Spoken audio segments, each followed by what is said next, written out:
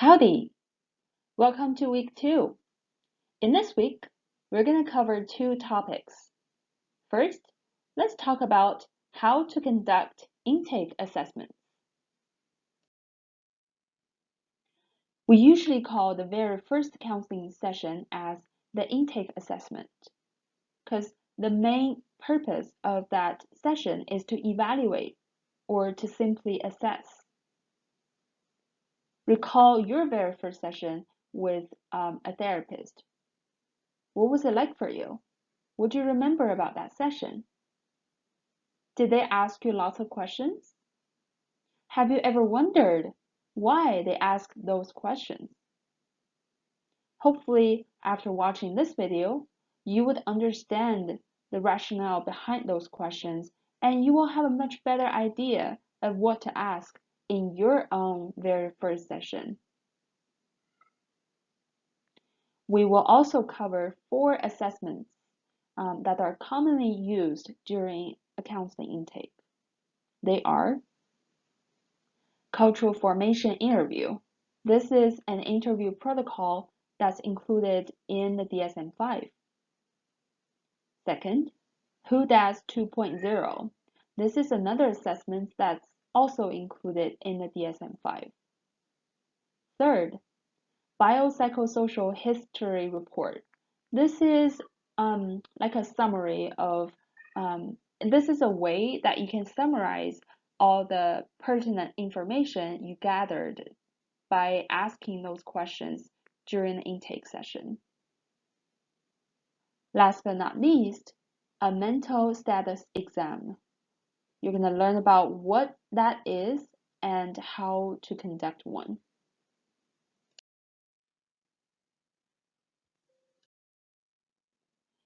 The etiology or the causes of mental disorders are unknown. However, it is believed that mental illness is a product of the interactions among several factors. We have biological factors such as genetics. That's why we're always asking the mental health history of a family, right? We also have medical conditions that can impact someone's mental health status, such as brain injuries and prenatal damage and exposure to toxins. Physical conditions, for example, people who give birth to a child can develop symptoms that are indicative of postpartum depression. Next group of factors are psychological factors. This include, how we think about things, our feelings, and our personal traits. For example, people compared to those who don't really care as much, people who are sensitive, who are sentimental, are more likely to develop symptoms like paranoia. We also have social cultural factors such as interpersonal relationships, societal values, or societal incidents happened, right? And then cultural factors. We found, not me, but researchers found that people who have experienced prolonged exposure to discrimination actually are more likely to develop mental disorders such as depression and anxiety. Bully is another one. Bully is really big on negatively impacting on children's mental health. Dysfunctional family environment is another one that's really big. Then we also have life cycle. Y'all, life is so hard. We have to constantly adapting from one identity to another. We jump from puberty to teenage years, change from a teenager to a young adult to an actual adult to get into romantic relationships or maybe get married, have kids, then midlife crisis, retirement. They are so stressful. and they, for no doubt, can negatively impact on our mental health. And then we also have stressful life events that can throw us off, such as family death, car accidents, any kind of injuries, or COVID, right? Yeah, they're all important factors that are that can impact on our mental conditions so that we can develop mental disorders at certain point. During the intake assessment, an important task is for us counselors to look for signs and symptoms that are indicative of certain mental disorders. Signs are those that can be observed objectively. Thinking about body language or um, people's actions or attitude during session. Like for example, maybe someone showed up um, who's always who just can't stop from fidgeting. They always drink water during the intake session. When they talk really, really fast. That can be an indication of some level of anxiety. Symptoms, on the other hand, are subjective. They usually cannot be observed. We have to hear from the client through, asking good questions so that they can answer. They can give us the information we need. Like people could say, I'm depressed, I feel worthless, I feel hopeless, right? Those are all symptoms of depression. Now, let's have a little quiz to see if you have a good understanding of signs and symptoms. Reports of feeling sadness or irritability. Is that a sign or a symptom? It's a symptom because it can be reported by the client. What about crying excessively followed by intense laughter? It's a sign. Apparently, that's something you can observe right away.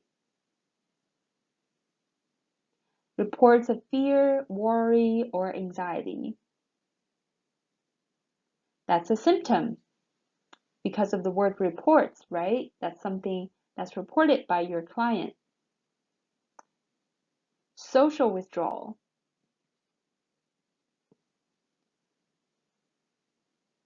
Some of you may say that's a symptom, some of you may say both. I would say it's mainly a symptom, but sometimes you can kind of tell from the way they talk, the way they interact with people, right? That can be both as well, but mainly it's a symptom. You need to ask questions to know about their life and their lifestyle. What about insomnia? That's a symptom because usually you will ask them, but you can if the person kept yawning, you would probably want to ask a question about, tell me about your sleep. Did you sleep very well? How many hours do you sleep? Right? Talking excessively. That can be a sign because that's also something you can observe. Hallucinations. Most of you are probably going to say, yeah, it's a symptom because I'm going to ask them, they're going to tell me, otherwise I don't know because I cannot see or hear the things that they are seeing or hearing. But I would say it's a both because, sometimes they will, you can observe by, like for someone who has visual hallucinations, their eyes are, they're probably like looking at somewhere else. You can tell the focus of their eyes are not, are not, it's just kind of interesting that they're not really focusing on you, or maybe they're staring at somewhere else. But so that at that time you can ask them, or maybe the person who has audio hallucinations, they may pause to listen, right? So you can ask the question about, are you hearing things? Is there someone telling you things, right? Thoughts of suicide. Yep, this is a symptom. You're gonna ask about it, and some counselors, especially beginning counselors, find it can kind of challenge to ask about suicide, but I would highly recommend you to practice before you, until you're ready. You can, just right now, you can start asking this question. Have you thought about killing yourself? Do you have a gun? Do you have any weapon? Are you thinking about killing yourself? Are you thinking about cutting yourself? Or do you have you ever harmed yourself? Those are all good questions. Incongruent affect. That's a sign, usually. So that means, sometimes the person is talking about some really, really sad stuff, but they are laughing. Sometimes they're also more, maybe this is more common, like they're talking about something that's so traumatic, like you can feel some intense emotions, but that person seems so indifferent. They seem like they're just numb, right? So that can be an incongruent affect. That's a sign for mental disorder. The intake session serves a number of purposes. First, we use intake to decide whether or not this person is a good candidate for counseling. For example, people who have a severe addiction issue may not be a good candidate for counseling, or people who have active psychotic episodes who are not stable enough for counseling can also be screened out during the intake interview. Actually, there's usually a phone call. We call it phone interview or phone intake prior to the actual face-to-face in-person interview, just for that purpose. But sometimes you can't screen out everyone just through a phone call. So that's why we still need to keep screening people throughout the interview, the intake interview. Through the intake, we also can evaluate how urgent the situation is. This person says that they're depressed. How bad is the depression? Are they having active and current suicidal ideation? Do they have a plan? Do they have a weapon? Right? If so, if you say yes to all those questions, then we probably need to do something.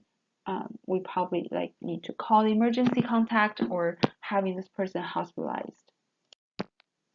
The intake interview, a lot of times, because it's the first session, it also almost like an orientation for your client. For those who have never experienced counseling before, they probably don't know what to expect. I still remember that I had seen a child, not a child, like a teenager, who had no idea what the counseling is, and she really thought I was a psychiatric doctor and I was going to prescribe her something, right? And I'm Asian, right? So I also know some Asian people, um, they prefer education rather than conversation. So they come to counseling expecting us to teach them something or give them some suggestions. So as counselors in the first session, we can really set up that expectation for them to let them know what counseling is. Therefore, not only we ask them questions, we also want to make sure that we have some time, have some space to let them ask us questions if they have anything that they don't know about. Oftentimes, when people reach out to us, we're probably like the last people that they decide to reach out. They probably have already, used up their resources. They probably have talked about their issues to their family members, to their friends, or maybe they don't have anyone to talk about, but we are really their last resort. At the time they reach out to us, they can be helpless. They can feel hopeless. They really don't see, they can be very desperate. They don't really see the silver lining. It's really important for us to utilize that first session to instill a sense of hope so that they can come back. And then the last purpose is also super important, right? Is to gather enough information so that we can come up with a diagnosis for usually insurance company purposes, and also develop a treatment plan that can guide us through the counseling process.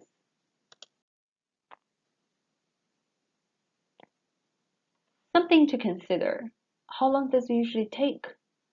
Usually it takes about like 1 hour, but usually you will tell people to arrive 15 to 20 minutes earlier to complete the paperwork ahead of time.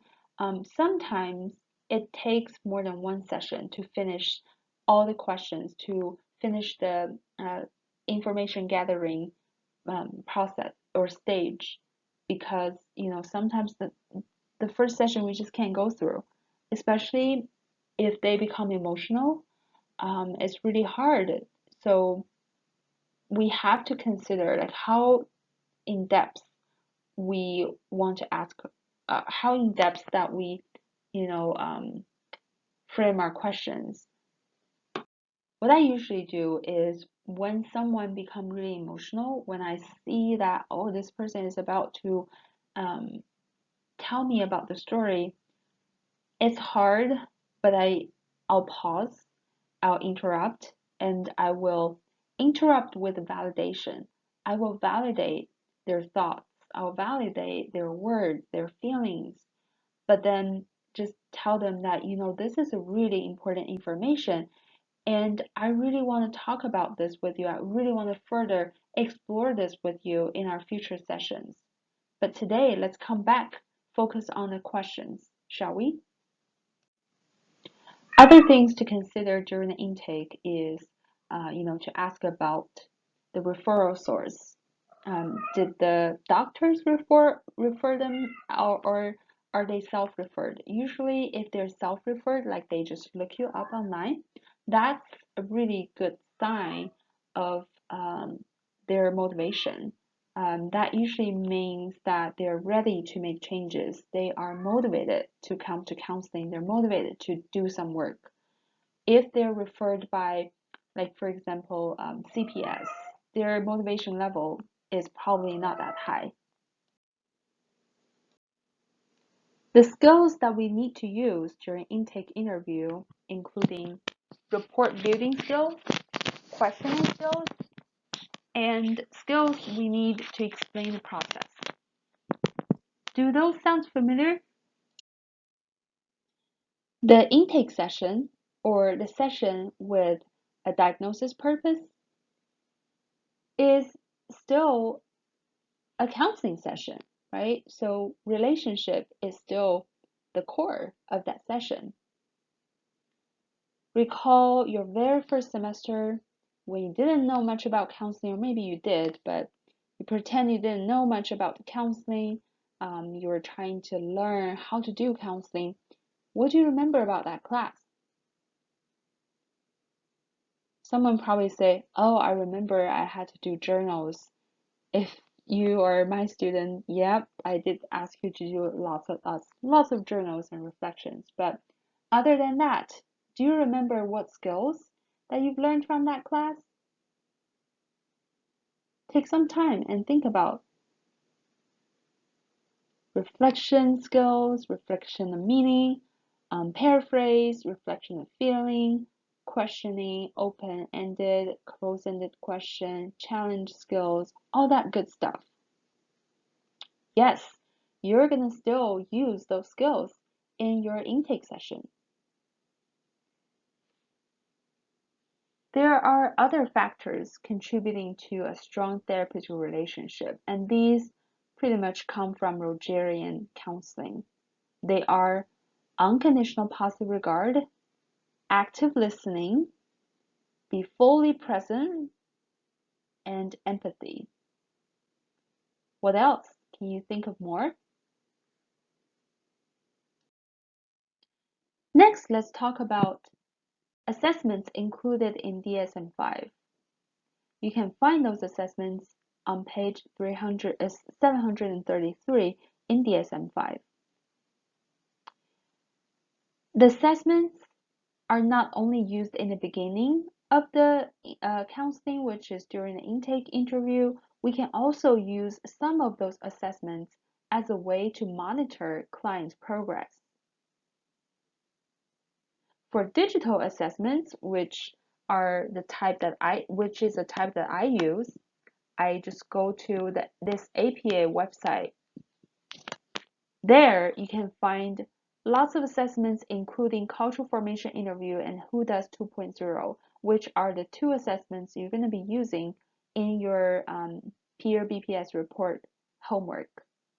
So if I were you, I'm going to click on this website and I'll bookmark this website. The cultural formation interview, or simply CFI, is an interview protocol that's included in DSM-5. You can find this interview protocol on page 749 of DSM-5. Basically, this interview is a semi-structured interview with 16 questions to help the interviewer learning about the impact of culture on some really important aspects of an individual's clinical presentation and care. So what is semi-structured interview? There's also something called structured interview. If this CFI is structured, it means that you can only ask this 16 questions and you have to ask the question in a way that they're written, in a way that they have been ordered. Whereas semi-structured give you some leeway, right? It's a lot more flexible. It gives you an opportunity to phrase a question in a way that you believe the client would understand the most. And sometimes you can even change the order of certain questions. And you can even ask some follow-up questions to let the person tell you a little bit more about themselves, or maybe kind of clarify themselves if it's needed. This interview is person-centered in a way that, we are not only wanting to know the fact, what we want to know is how do they see the fact? Like, we want to get their perception of things, their point of view. I highly recommend you to review the paperwork they have already completed ahead of time before you conduct the interview. Usually they will put down their demographic information. They probably will also write down things like their main complaint about their life and things like that. This interview is focused on 4 domains. They are the cultural definition of the problem, cultural perceptions of the cause, the content, and the support, cultural factors affecting self-coping and past help-seeking behaviors, and cultural factors affecting current help-seeking behaviors. On this slide, I have provided an example question from each domain. A sample question in the definition of the problem domain is, sometimes people have different ways of describing their problem to their family, friends, or others in their community. How would you describe your problem to them? A simple question in the cultural perceptions of cause domain is, what do others in your family, your friends, or others in your community think is causing your problem? A simple question in the cultural factors affecting self-coping domain is sometimes people have various ways of dealing with problems. What have you done on your own to cope with your problem?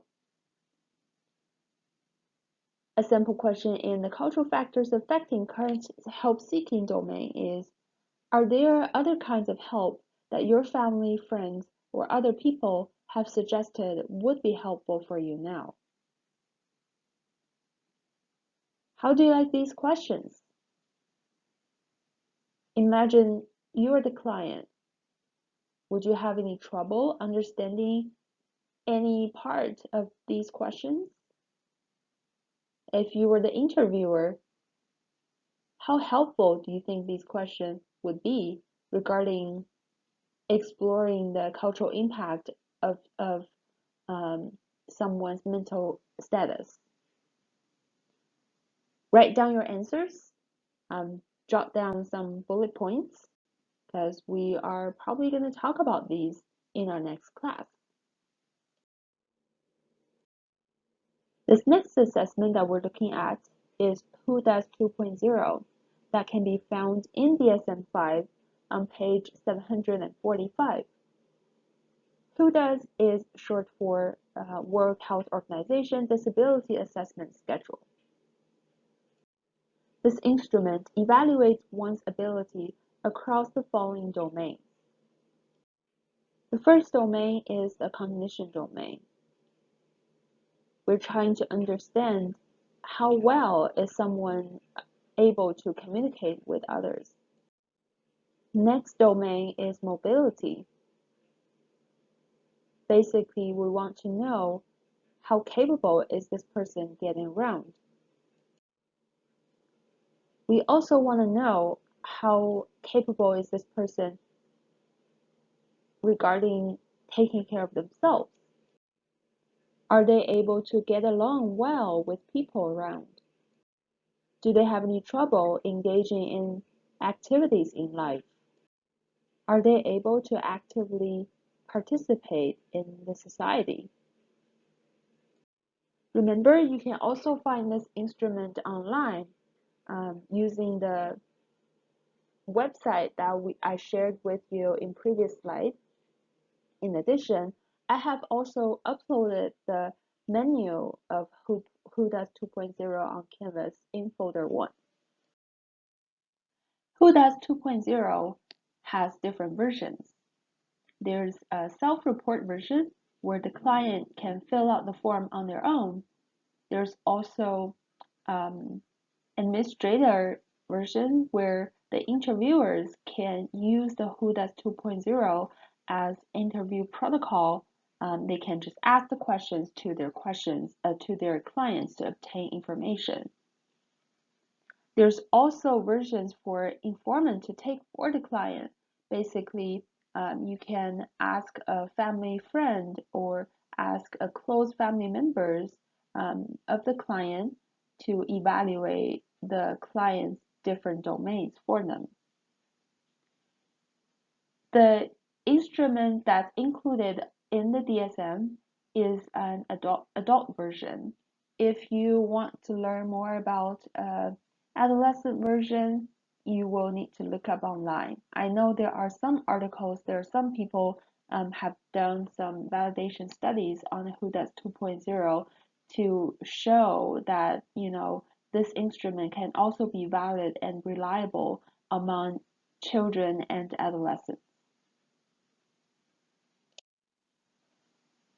Regardless of which version you're using, you're going to be able to see 36 items or 36 questions using a Likert scale ranging from 1 to 5, either none, mild, moderate, severe, or extreme or cannot do. When answering the questions, the respondents are asked to only thinking about in the past 30 days and answer those questions thinking about how difficulty they are or they had doing some of the activities below. It usually takes about 5 minutes to up to 20 minutes for someone to respond. This assessment can be used in the initial session for the intake. It can also be used repeatedly as a measure to monitor and keep track of client progress.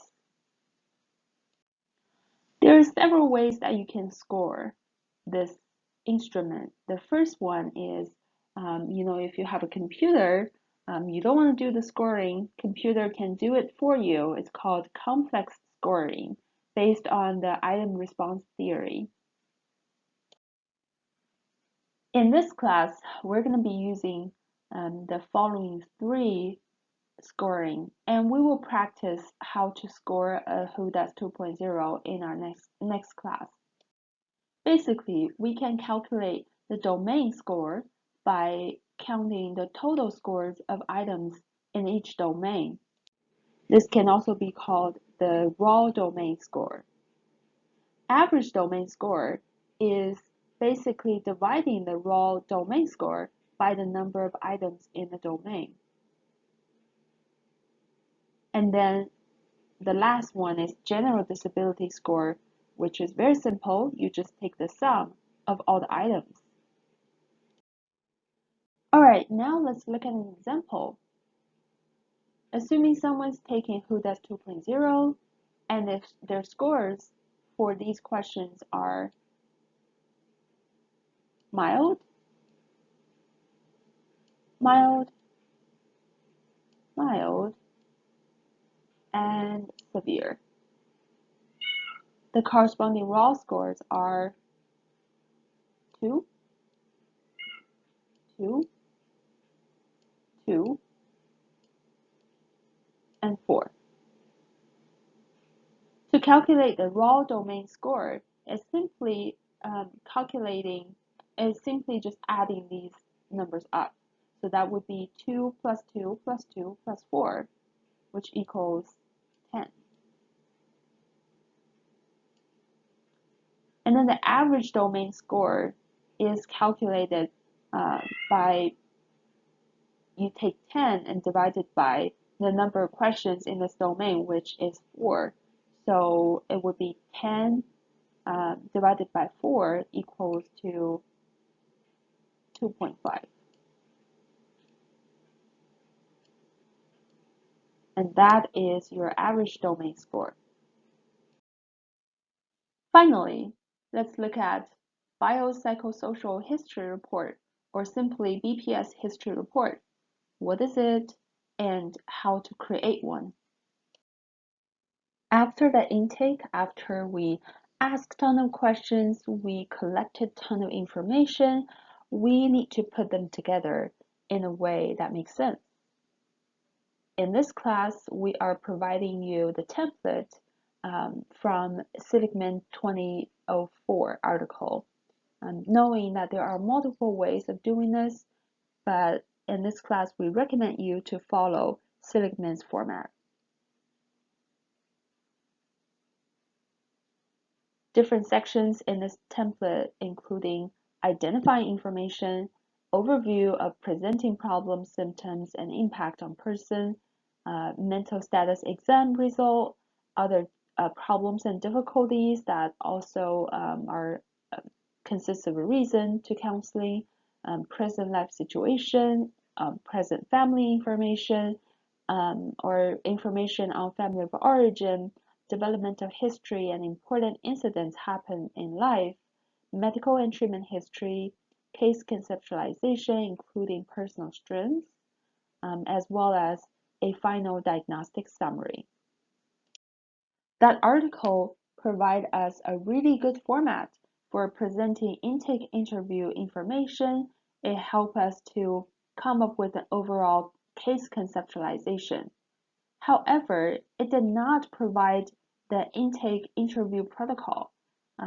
Basically, it doesn't tell us what questions to ask in order to get that rich information.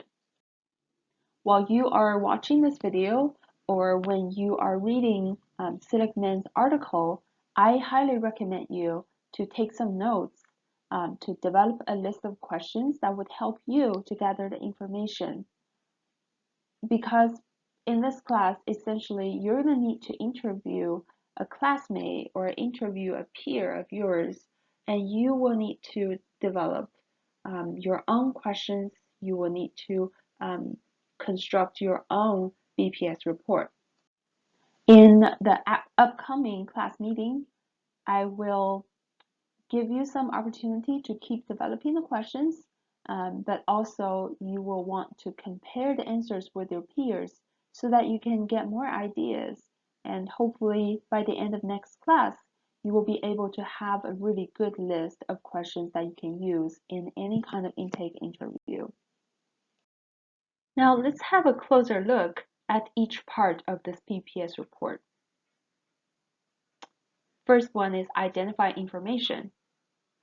This is the part where you write about any basic demographic information of the client, like their gender, their ethnicity, whether or not they are married, maybe they're single, do they have kids, are they a student, are they an employee, do they do both, who do they live with, and other important demographic information.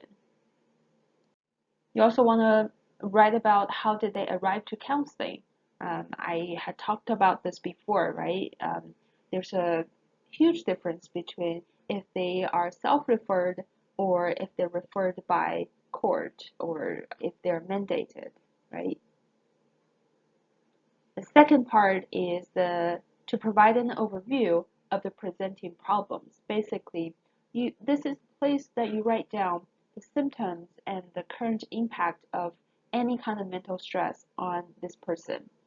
Essentially, we want to answer this question: what brings the client to counseling? Here, you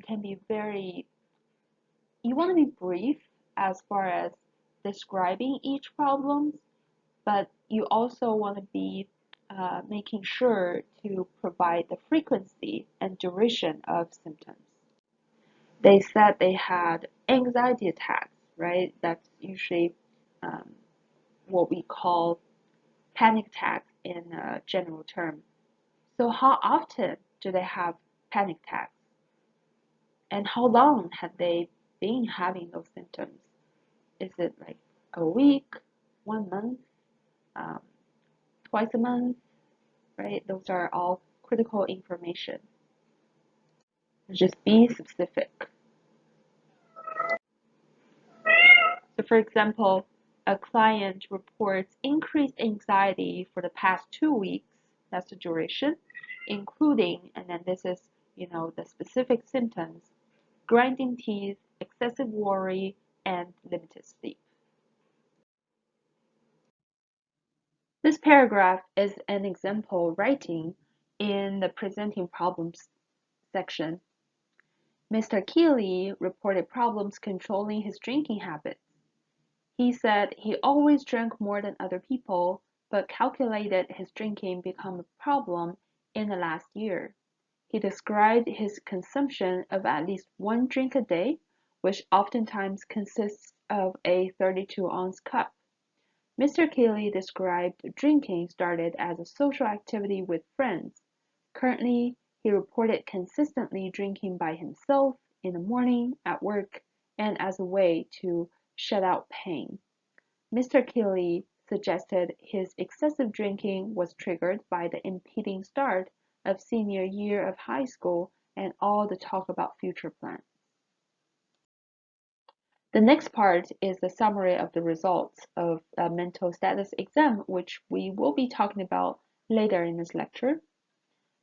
And then you also want to write about any other salient problems and difficulties that are also part of the reasons why the client is coming to counseling. So for the client who's anxious, in the main presenting issues section, you're probably going to talk about anxiety symptoms, right? And then this part, you can say something like, this person also reports increased tension or unhappiness in romantic relationship. This can be indirectly related to the anxiety symptom, but that's not the main concern. It is still significant enough to impact on their well-being. Questions you can ask in this part, including what else would you like to discuss today, or is there anything else impacting your daily functioning? And then the next part, you want to write about their current life situation. In this part, you want to write something to expand the stories of the presenting symptoms and the problems from the section number 2.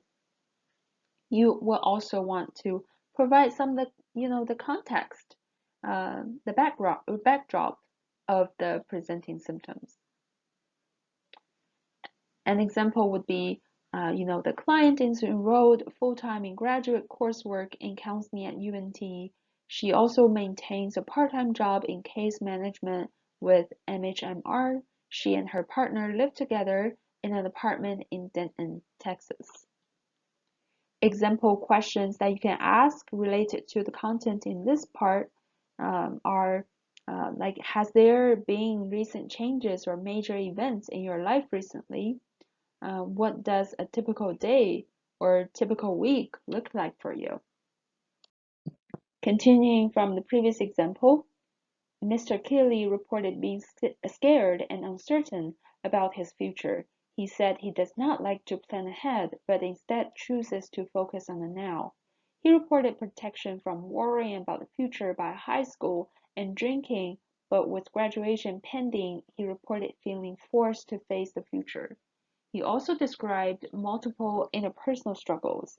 He described a strained relationship with his sister for about 3 years, associated with her engagement. He explained he and his mother are arguing with more frequency about chores and oversleeping. Mr. Keeley reported most recently his girlfriend resolved their relationship because he drank all the time and was never serious. He reported that at least 4 times in the past year he drank in excess, resulting in blackout, 1 time in a stranger's yard. And let's also look at Ms. Keeley's present life situation. Ms. Keeley reported preparing for summer school. He did not graduate high school with his peers after receiving non-satisfactory grades in several classes. Mr.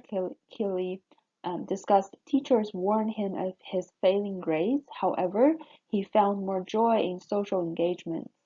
He described himself as popular and the life of the party, with several parties to attend. His daily routine until recently was school, drinking, and socializing with peers, including his girlfriend. However, now that most of his friends have left for college, Mr. Keeley described a daily routine of doing nothing. Mr. Keeley reported living at home with his mother, who works a busy shift schedule as a nurse at the local hospital. His sister lives geographically close with her husband, and the family eats dinner together about 2 times per month. Mr. Keeley reported no contact with his father. Regardless of your theoretical orientation, we all know that family is so important on someone's development as well as their mental health status. Therefore, we want to gather information on their present family as well as the family of origin. Basically, we want the client to describe us about their family right now, and we also want to ask questions to know, what kind of family they're growing up. This gives us a really good opportunity for us to find any kind of cultural influences. Remember, culture doesn't just mean race or ethnicity. It also means religion, family traditions, family values, and many more. Example questions you can ask in these 2 domains include, tell me about your life growing up, or to your knowledge, have any of your family members experienced a similar presenting concern? This next section relates to developmental history and any important incidents happened in their lives. The keyword here is important, right? You don't want to create a resume here, not a CV here, right? You don't need to make a list of the schools that they attend or a list of a place that they got their jobs. As counselors, we focus more on their emotional, cognitive, social, and physical development. And although it's hard, we want to be precise when we construct this kind of report. You want to highlight any specific incidents that might have impacted any of those areas in their development. You can ask questions like, have there ever been any significant life events that could have impacted this current situation? And we can also write about their strengths, right? Just go ahead and ask them, what are your strengths? What are some of the things that you're proud of? What are your greatest achievements? Then we also want to gather information about their medical and treatment history, including their mental health as well as their physical health. If the person says, no, I have never had any like serious injuries or any surgeries, I've never had any mental diagnosis, then that's fine. But you just, in your report, you need to say non-reported, or the person did not report any pertinent medical concerns. The questions you can ask regarding this domain include, have you ever received any mental health diagnosis? Have you ever received any physical diagnosis? Have you had any surgeries, right? Are you currently taking any medications to improve your mental health? If so, what are your experiences with the medication? This is an example writing in the section talking about family of origin. Mr. Keeley described his family of origin as loving, although because of financial strain could be challenging at times. He reported few memories of his father living at home with the family. He recalled pleasant memories of playing baseball with his father, whom complimented his skills. 2 months ago, Mr. Keeley met with his father and reported, "He's an alcoholic who said family was too much responsibility. I don't need him in my life." Mr. Keeley described a close relationship with his sister, 4-year his senior. Given his mother's work schedule, he reported his sister and him were home alone a lot together, which fostered their closeness, although, as reported earlier, their relationship lessened upon her engagement and marriage. Although not a blood relative, Mr. Keeley reported his former boss, Dan, was a father figure to him. He reported Dan fired him from his position at the clothing store after repeated warnings about intoxication at work.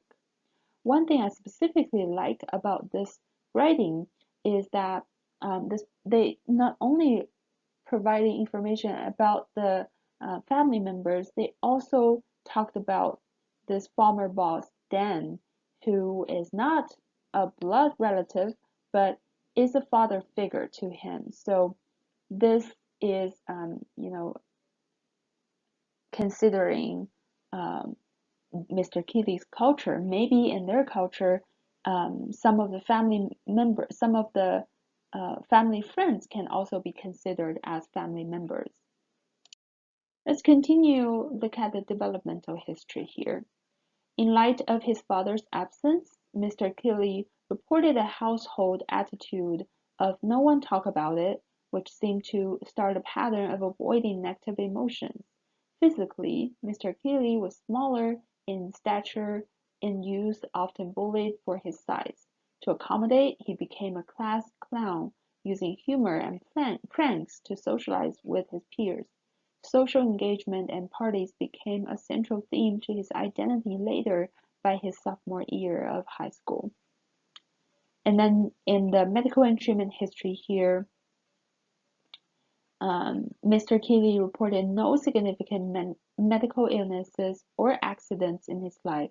He does not have a history of mental health diagnosis or received mental health treatment previously.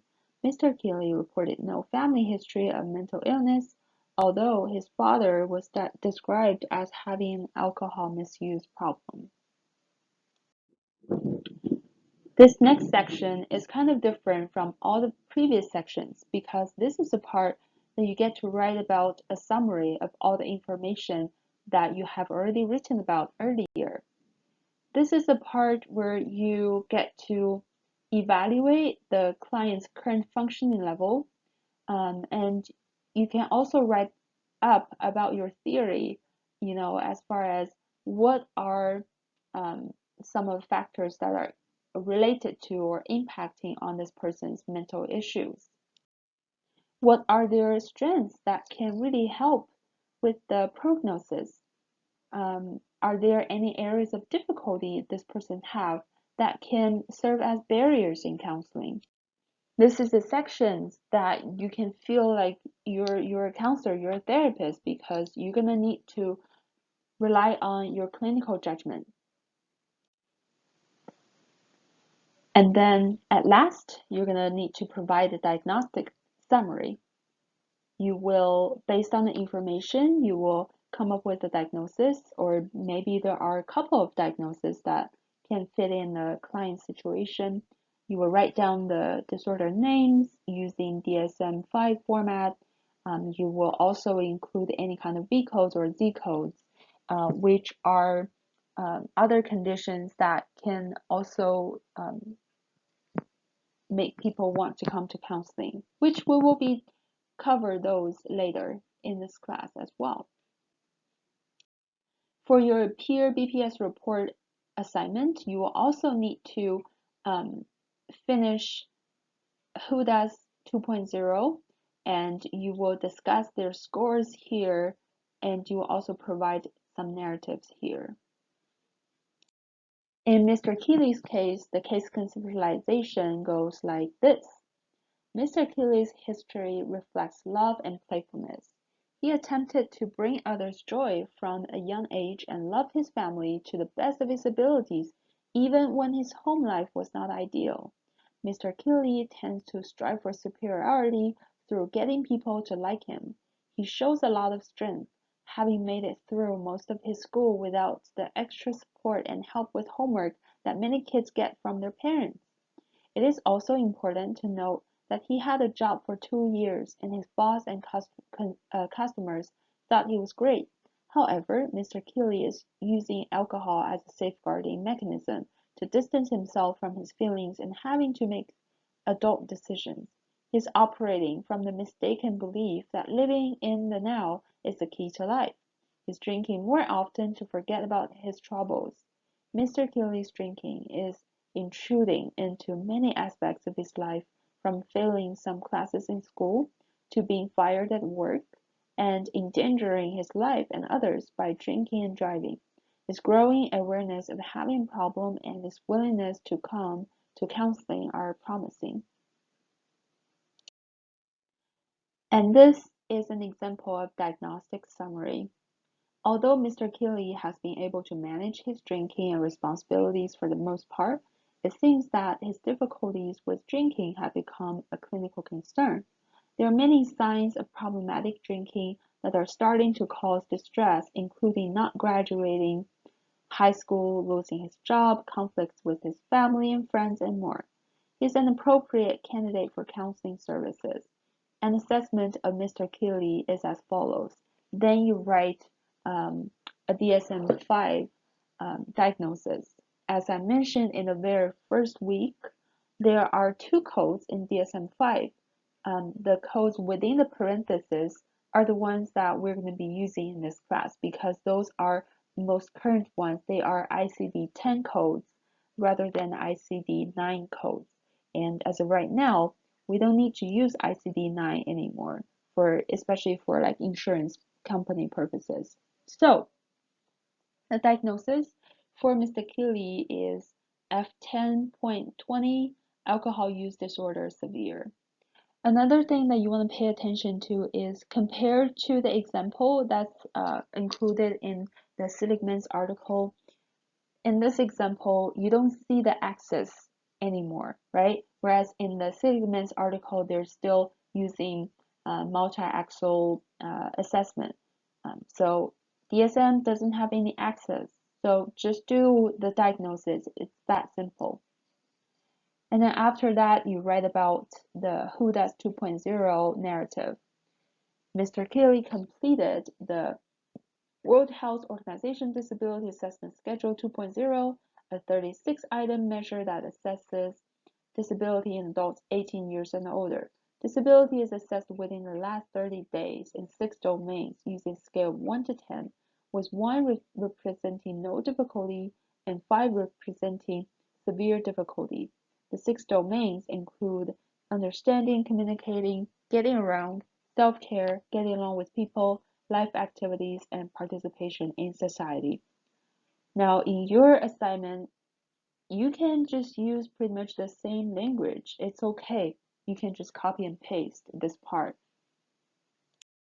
After completing the assessment, Mr. Keeley's 2 highest domains were life activities and understanding and communicating. Noticing how they write about the scores here, 2.5/5 means that the average domain score is 2.5, and the 5 means that's the highest score you can have in a domain. It doesn't mean that you need to do the calculation. It doesn't mean a fraction of like 2.5 over 5, right? You just write it in this way. You don't need to do the math. These scores are congruent with the fact that he spends his life with friends drinking, so he's not home enough to get chores done, which causes fights between him and his mother. These scores are further evidenced by the fact that he was unable to graduate or keep his job. Mr. Keeley's second highest domain was understanding and communicating. This score reflects his growing struggle with alcohol because he's having trouble concentrating and becoming more forgetful due to his focus on drinking as well as the actual effects of alcohol. His deteriorating communication is evidenced by the increasing frequency of fights and tension with his girlfriend, mother, and sister. Otherwise, Mr. Keeley's scores point to only mild to no difficulty in the domains of getting around, self-care, getting along with people, and participation in society.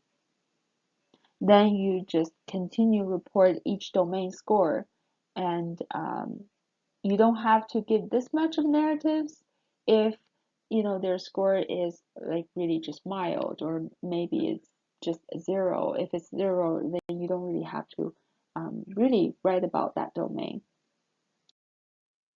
At this point, I hope you have a clear understanding of how to conduct a biopsychosocial history.